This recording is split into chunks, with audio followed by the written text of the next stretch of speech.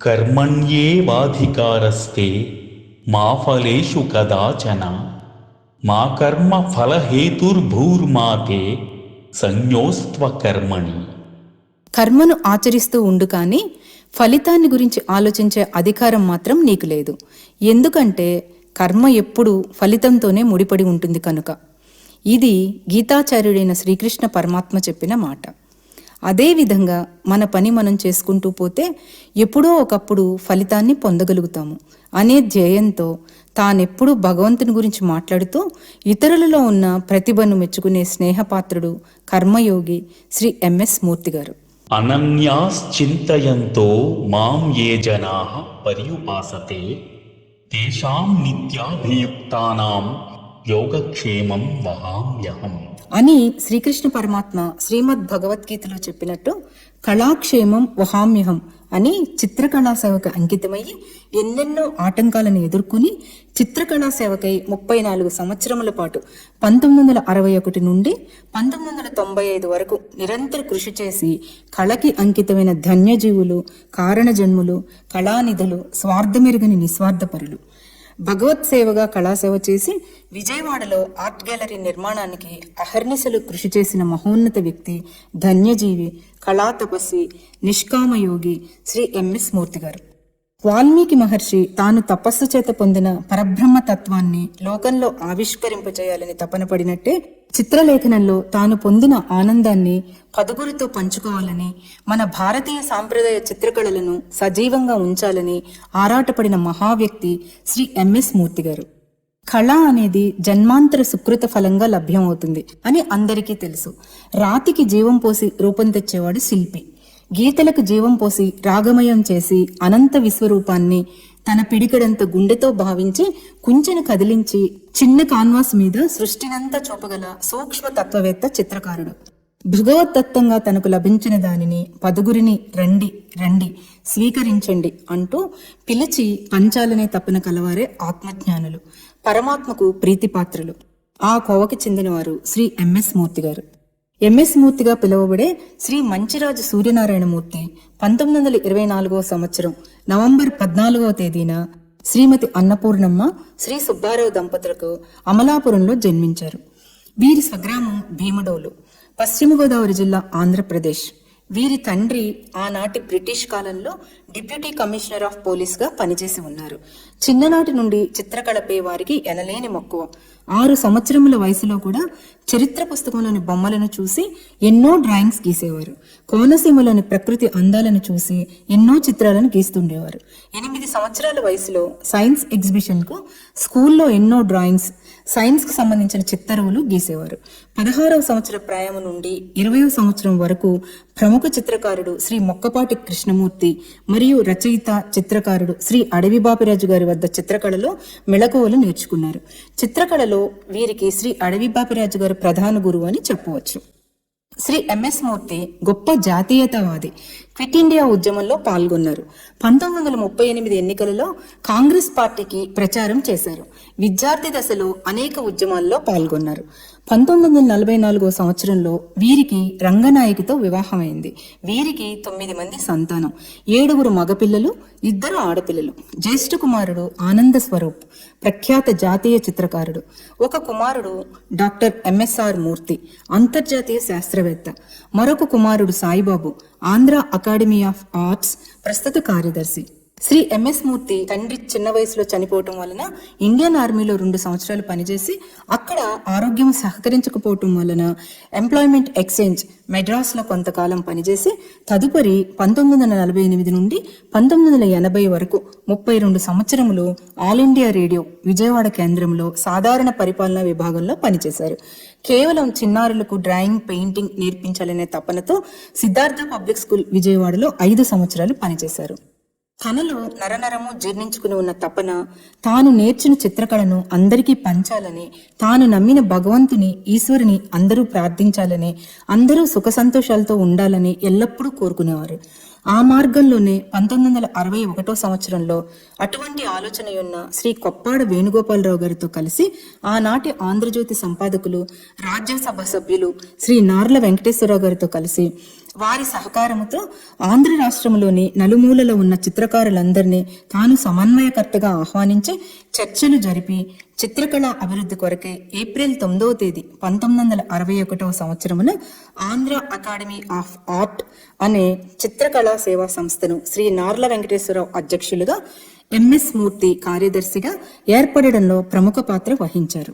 నాటి కార్యక్రమానికి శ్రీ సంజీవదేవ్, కొప్పాడ వేణుగోపాల్, ఆంచర్ల గోపాలరావు, అంకాల వెంకట సుబ్బారావు, వేముల కామేశ్వరరావు, అంచాకుల పైడిరాజు, మొక్కపాటి కృష్ణమూర్తి, బిఏ రెడ్డి మున్నగు ప్రముఖ చిత్రకారులందరూ పాల్గొన్నారు.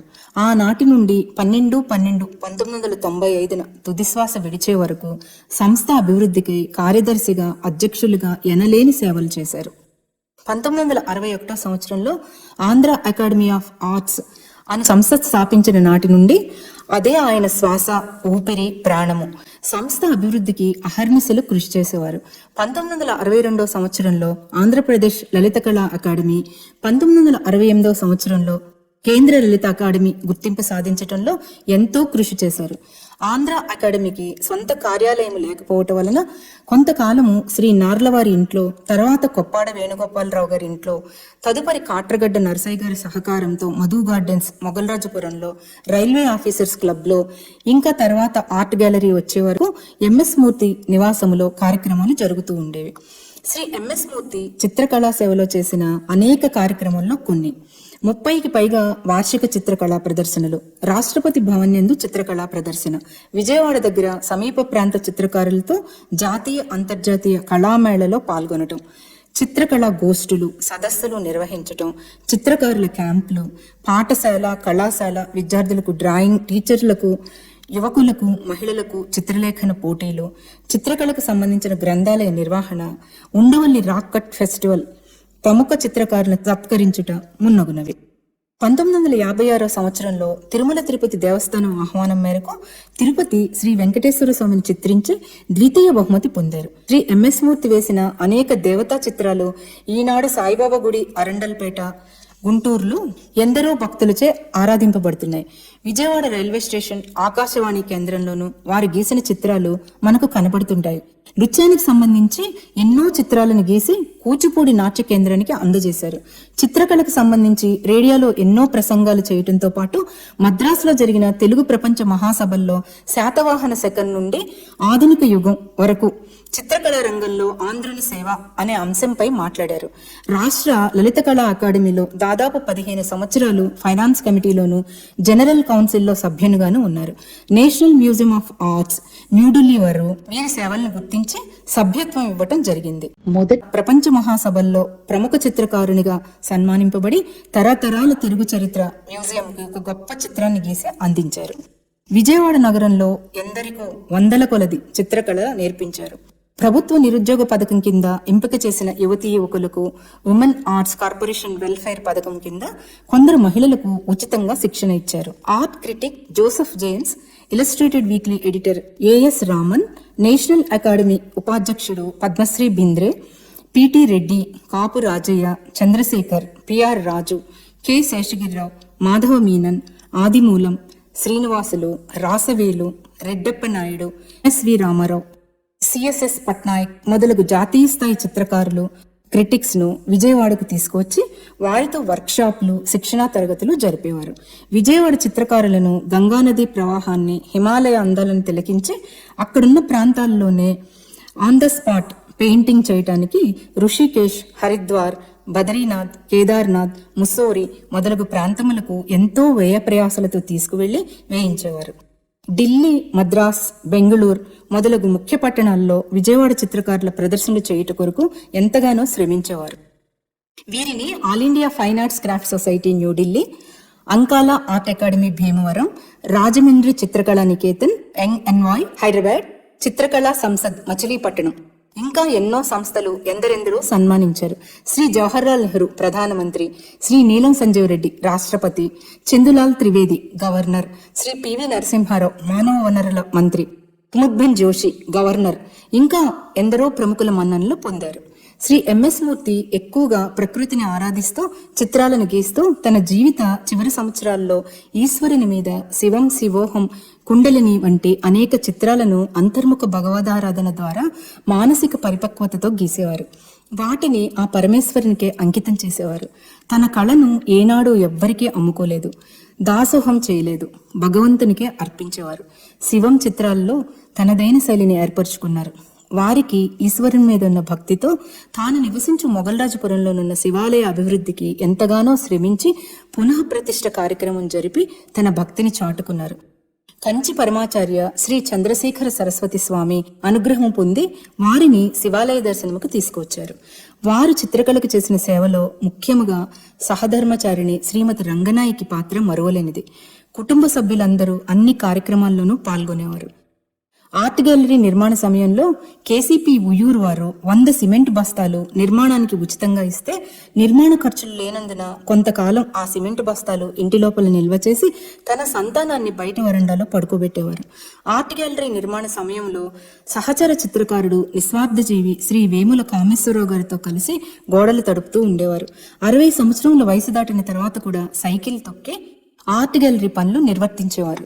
వీరికి సన్నాల సత్యనారాయణ వరప్రసాద్, విశ్వనాథం, కల్లాప్రగడ సుబ్బారావు, కృష్ణ ఎంతగానో సహకరిస్తూ ఉండేవారు.